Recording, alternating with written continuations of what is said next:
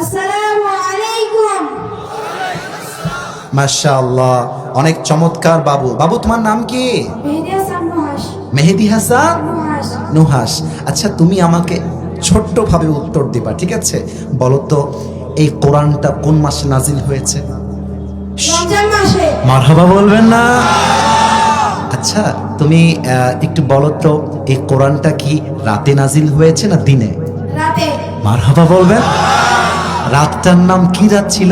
লাইলাতুল কদরের রাত। এটা কিন্তু শুরুতে ওয়াজের বাইরে বলেছি, এটা ভূমিকার কথা।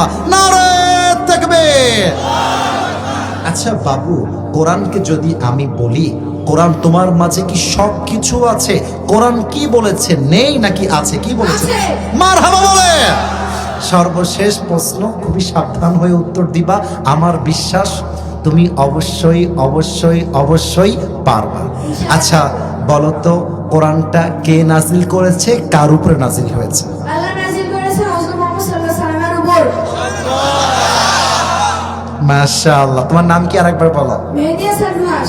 মেহেদী হাসান নুহাস। তোমার আব্বু আছে? জি। ও আপনার ছেলে? আপনিও দেখতে সুন্দর, আপনার ছেলেও মাশাআল্লাহ সুন্দর, ঠিক কিনা বলে? আল্লাহ মেহেদীকে কবুল করুক, পড়া সবাই আমিন। না মেহেদী, মাশাআল্লাহ মাশাআল্লাহ, হাত মিলাইনি তোমার সাথে। লিল্লাহি তাকবীর।